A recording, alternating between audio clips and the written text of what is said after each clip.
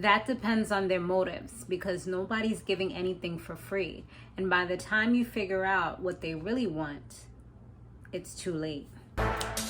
Hey, what's up? What's going on? Welcome back to my channel, everybody. So today we're going to be reviewing Power Book 2, episode 7. Bonjour, bonsoir, buenos dias, buenas noches to everybody. Good morning, good evening. Subscribe, post notifications, and also check out my website, which I do have listed in the description area.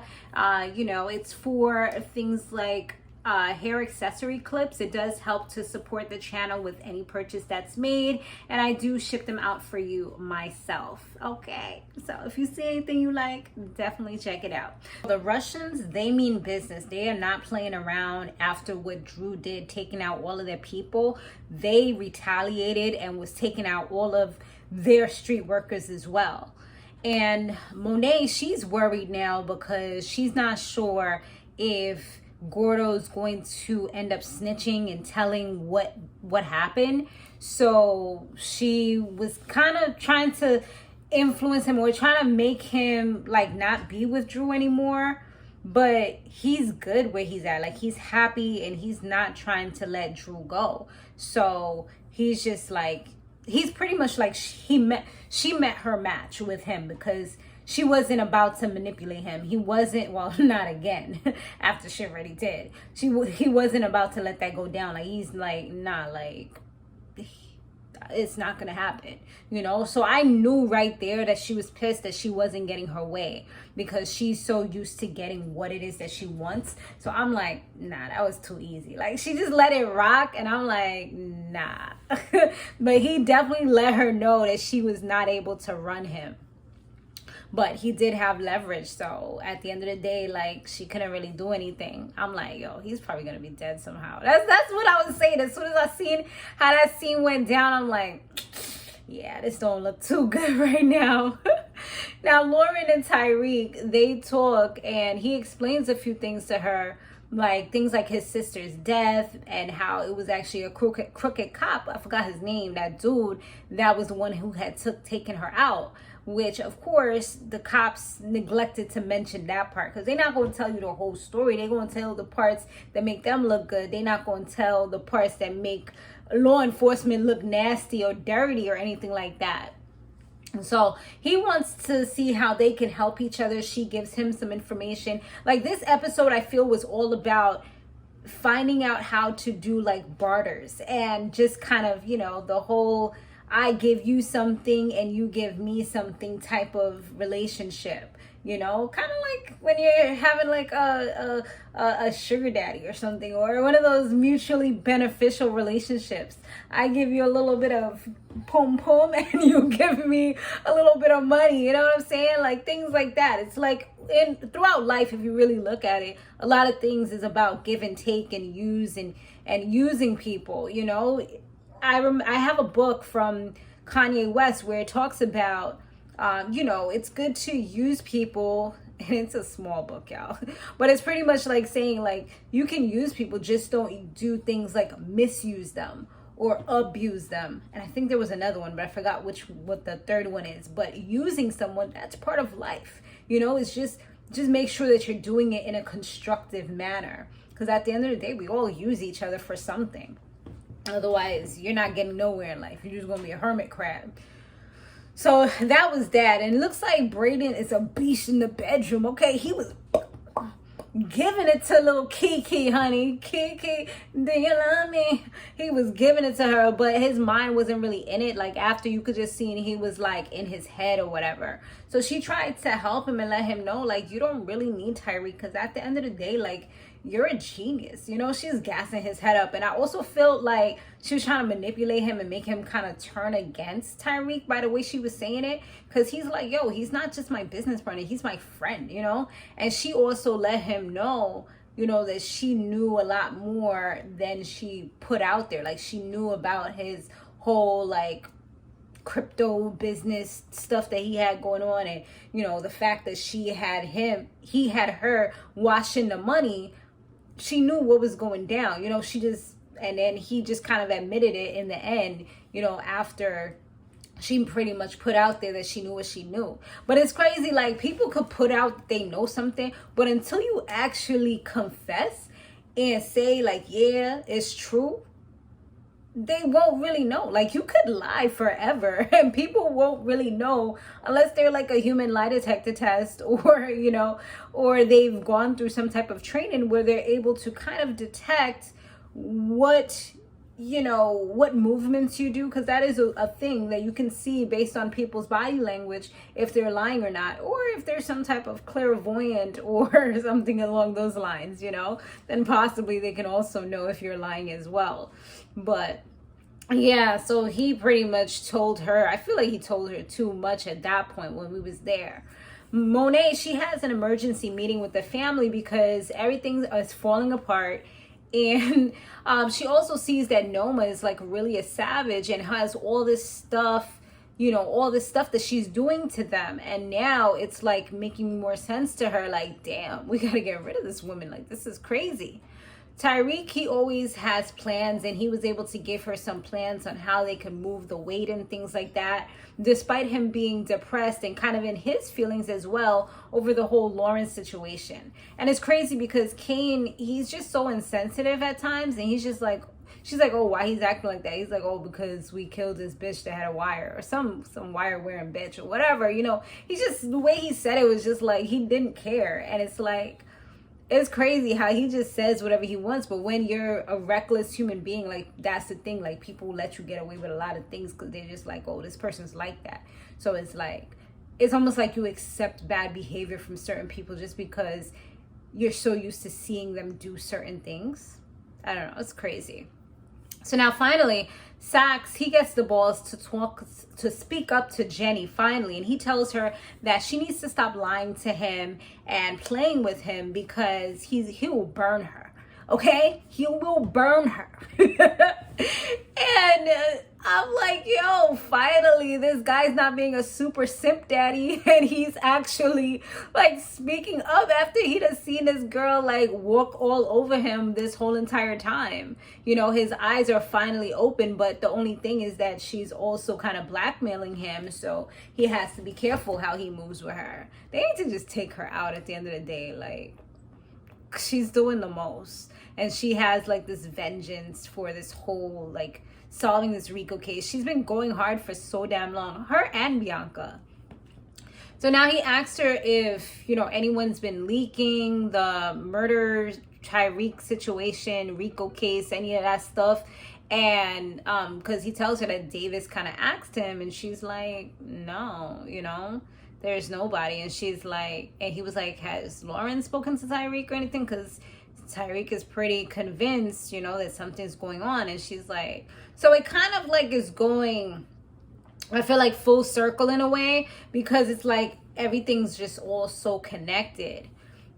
So yeah, she said no way, but Davis had seemed like he was unsure when Tyreek had spoken to Davis, and Tyreek asked Davis if you know, about it. And Davis kind of told him, like, you know, everything's good. I spoke to Sax, and he said everything's good. There's no case. And then he's like, well, either he's fucking lying, or either he doesn't know, or he's fucking lying. It's one of the two. So that made Davis kind of think like, I wonder, could my boy be lying to me? You know what I'm saying? Because right now it seems like he's cool, but we all know the truth about that. So now Tyreek, he met up with Tate, and they also help each other out because, well, I'll speak about that part in a little bit later, but what he did was kind of help with the whole Russian situation.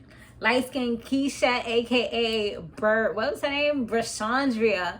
She was out there performing. I'm like, finally we get to see her talent, because I know she's like a rapper, but we never get to see her rap ever. You know, I've never heard her rap. I've seen her on some other show, but yeah, was it like Love and Hip Hop? It was like some show she was on before. But yeah, she was at a college party performing. Diana was there. He was having a good time vibing, and then this dude Salim, he want to come on the stage and do a spoken word talking about his remorse for Diana, and she was not impressed at all. he pretty much puts it out there that it's for her, brings her a stupid little flower in front of everybody. So it's like, now everybody knows about the sneaky link for real, you know, putting it out there like, dude, I want everybody to know about this, you know, like he was supposed to be her boss or whatever, and you putting it out there like you messing things up. So she just let him know, like, I'm not one of your groupies, I'm not one of them girls, like, because he was acting like, oh, why aren't you showing that you care, you know, what I did, you're not even appreciative. Like, dude, you can't tell somebody how to feel. If she don't care, she don't care. You just need to move on and move forward, and that's it, you know. But it's like he couldn't accept that. Then he started getting like a little bit vindictive, and he's like, yeah, I knew you would be fucking with Tyreek. I knew it was true. And yeah, of course you would be doing some drug dealing too, just like your daddy. And you know, like just talking crazy, like, or some like Gemini shit, or like I could even say Pisces, because I know like when you play with me, like I don't know what's going to happen. I'm gonna say something crazy and it's going to hurt, I know that. And then it's gonna be like, damn, like I gotta, like, when I talk crazy to somebody, it's like I know, like I try, if I know like I really actually like this person or they're really close to me, I'll try my best to not say what's on my mind or talk crazy, because I know like that means like we're done, because I'm gonna hate you forever. So yeah, he was just talking to her crazy, and I was just like, damn. She slapped him after that, because he was just like, who told you? She's like, don't talk to me like that, you know. And then he was like, and I know you're selling drugs at the candy shop, and I'm gonna let you squirm while you think about what I might be doing. Like, now he's pretty much using his leverage, you know, and pretty much kind of blackmailing her in a sense, or trying to make her like just be scared. He's trying to like hold her puppet strings, you know, and just kind of play with them real quick so she could be fearful of him, so he could feel like he has some type of control over her. That's exactly what he was doing. Effie and Tyreek talk, and there she goes as well, turning vindictive and just real nasty. And she's, because he wouldn't let her back into the business, so she literally says that he's weak, which is why she had to kill Lauren, because he couldn't do it. And he's just like, yo, you're damaged. He's like, pretty much saying like he can't believe that he dealt with that. And I know like deep down, like hearing those words coming from somebody who was actually looking at you in a different light, who actually didn't see you as like some foster kid or some fuck up or somebody who couldn't pay for school or whatever. Like, he didn't look down on her, because despite the fact that he had more money than her, he's literally had I wouldn't say a similar life, because his father made sure that it wasn't the same, but he knew he could have easily had that life. You know, it's just that his father was doing what he did in order to make things different for him. You know, so it's just crazy that like you kind of like it's pretty much the person that, like I said, the person that she felt like was so close to her is now talking to her like that and just sees her so differently. So I know it hurt her, even though she tried to put on a mask to try to front like it didn't, but it definitely did. So Effie, she was being observant when she went up to the roof, and she did notice that there was a camera, so she hurried up and left. She hit up Kane because she needed some product or whatever. So he comes and brings her like one brick, and she's just like, what am I supposed to do with this? He's like, do what you gotta do. Like, I can't really do too much, but I got you with more coming soon. So she's just like, well, tuition's due now. Like, I need money. So he's like, yo, I got you. How much you need? And she over here being like some strong, independent, wannabe woman, you know, on some, nah, like, I'm not a charity case. I don't need your money. Like, I'll find a way to do what I gotta do. And I feel like that's what a lot of people, especially people that have had to struggle, I feel like that's what a lot, and including myself, like Black women, Hispanic women, have had to do in order to try not to look weak. You know, we don't want to accept people's help. We try to do everything on our own, and then we end up getting the short end of the stick because we're struggling even more. We got to work 2 times harder in order to get ahead because we're trying to do shit on our own and trying to say like, oh, I ain't asked nobody for help, like I did it on my own. Like, no, that's not a flex. That's not what's up. Like, I've learned that over the course of like a year, you know, just like, nah, like if you need help, you need to like let people that you feel confident or that are willing to help you, like, out of here. Like, why you need to struggle when you can actually get some assistance? Like, fuck out of here. That's dumb. So that's exactly what I was thinking when I was looking at that scene. So crazy enough, when she went to the tuition office and tried to like pretty much pleading and begging with them to give her more time, she actually finds out that Kane actually paid for her tuition, because the lady was like, oh, you know, it's already paid for until the end of the term. And she sends him a text message like, oh, like, fuck you, I told you I didn't need you, or whatever. But it's like, instead of saying thank you, you know, I appreciate it, it's like you had to still say something that shows that you're strong and you didn't need him. And he's just like, you're welcome, because he speaks that language. Like, he knows that she needed the help, but she just didn't want to ask for it. So it's like he sees underneath her tough exterior. So I think that they could possibly be a good match, because he can kind of like maybe tame her, and he can also like see a different side of her as well. And they both have that like whole street thug type of talk mentality, you know, and he'll do for her even if she says no, you know. So, and kind of like take control of shit, which she kind of needs, because girl, you're not doing good. You're doing bad. Like, what are you doing? Get out of here.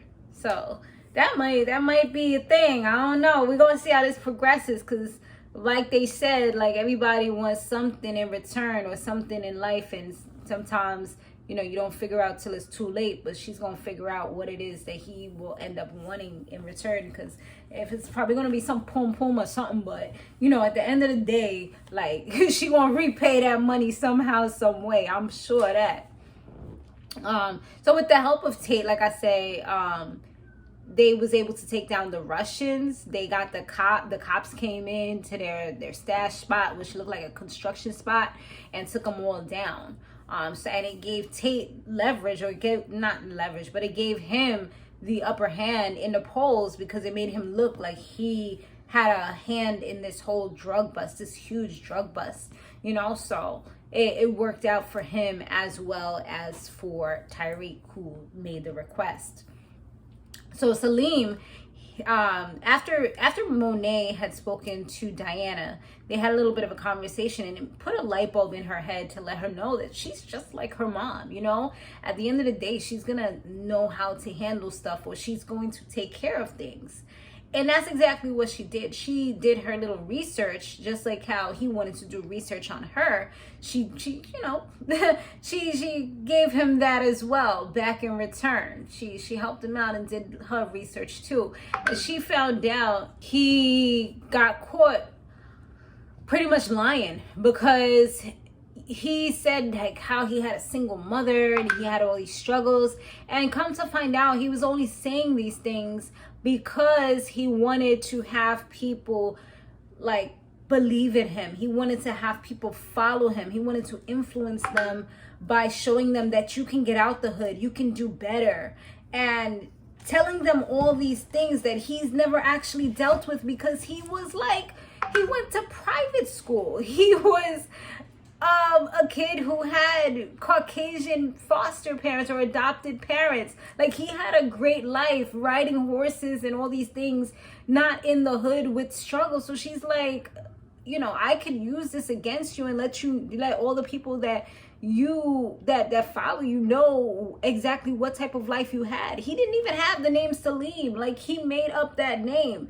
His name is actually Trevor Nelson. And he's just like, well, Trevor Nelson died, you can do what you want. Like, okay, I surely will. So just like how you want to use my past or present or whatever it is against her, like, she's able to do the same thing, and he will look really bad, and all the people, and it looks like he likes to get attention. So that same attention that he's striving for, and to be admonished, and, you know, to get that ego boost, she will deflate him real quick.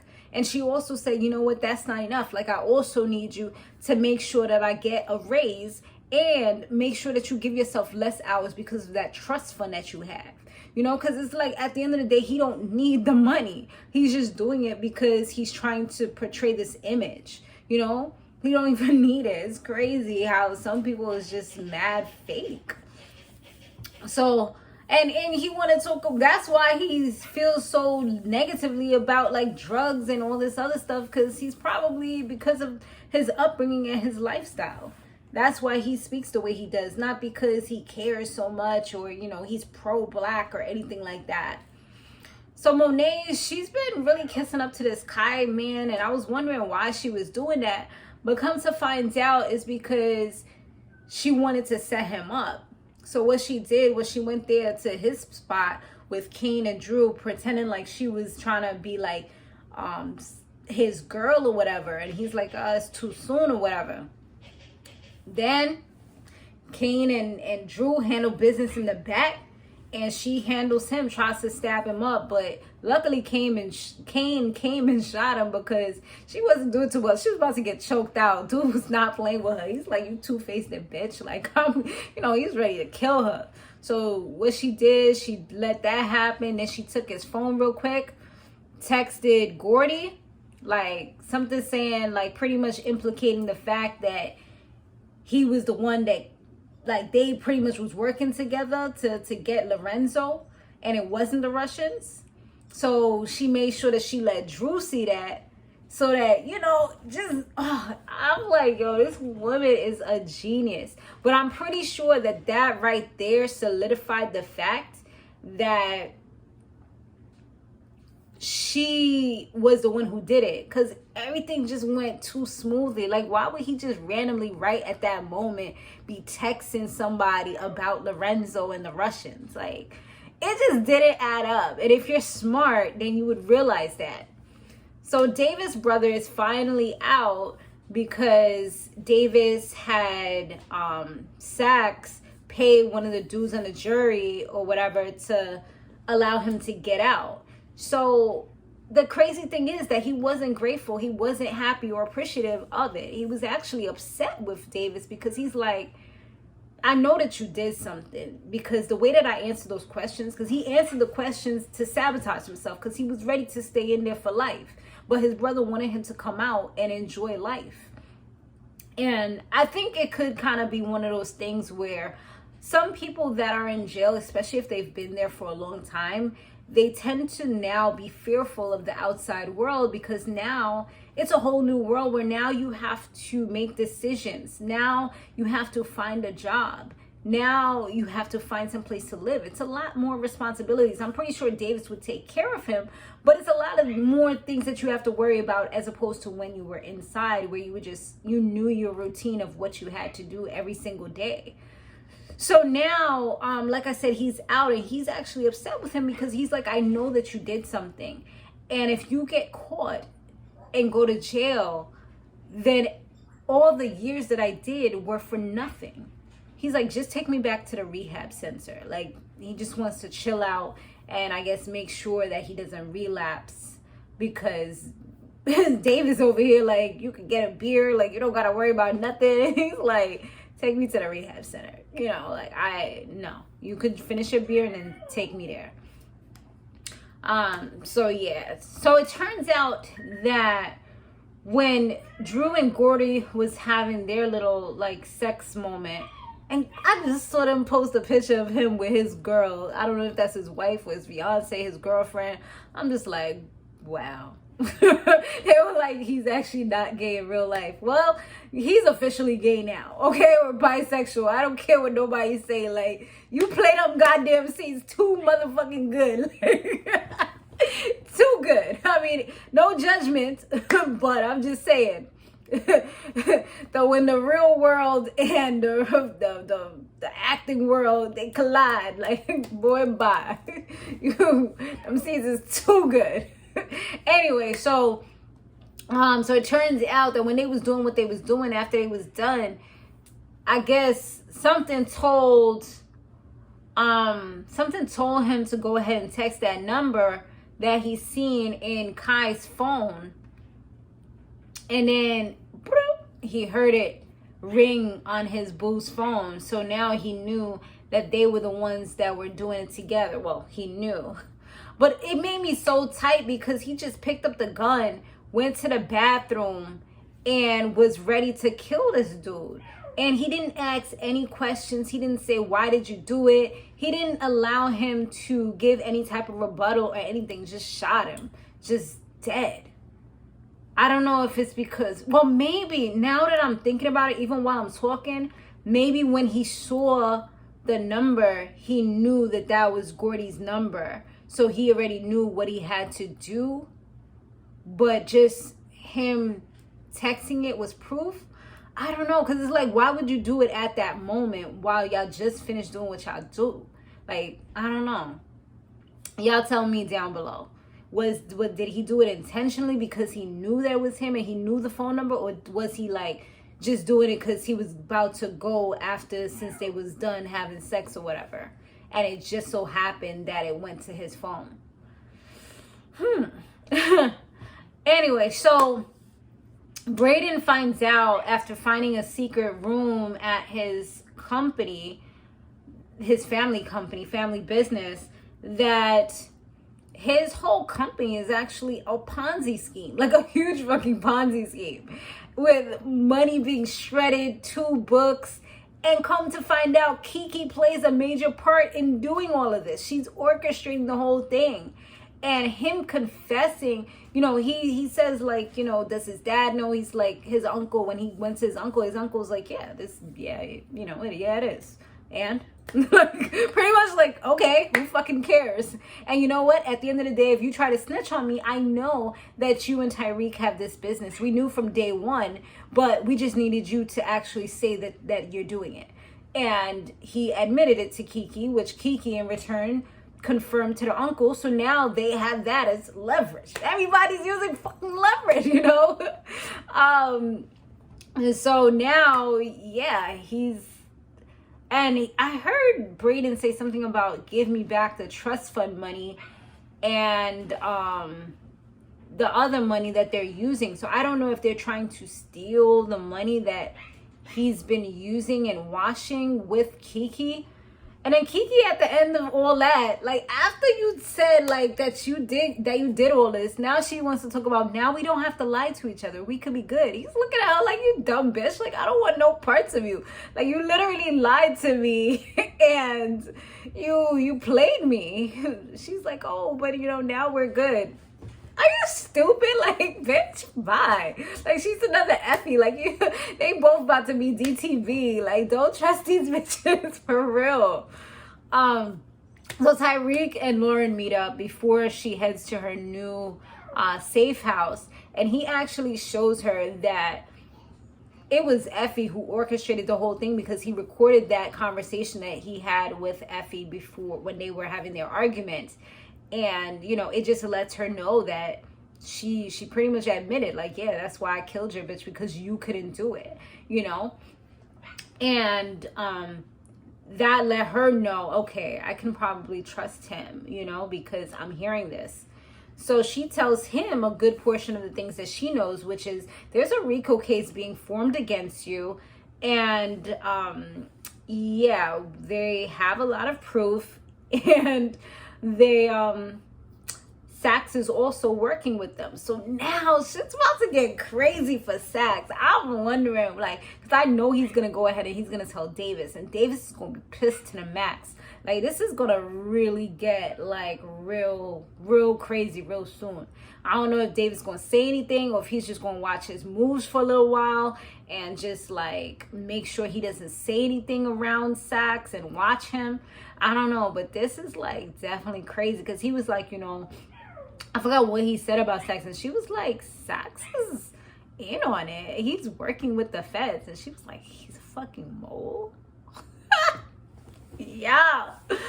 Oh my gosh. And the last thing that happened was Monet was having dinner with her family. They was like, you know, really just having a nice time, just like the good old days, just when, and even when the dad was in jail, like just having, I guess, maybe a Sunday dinner or whatever.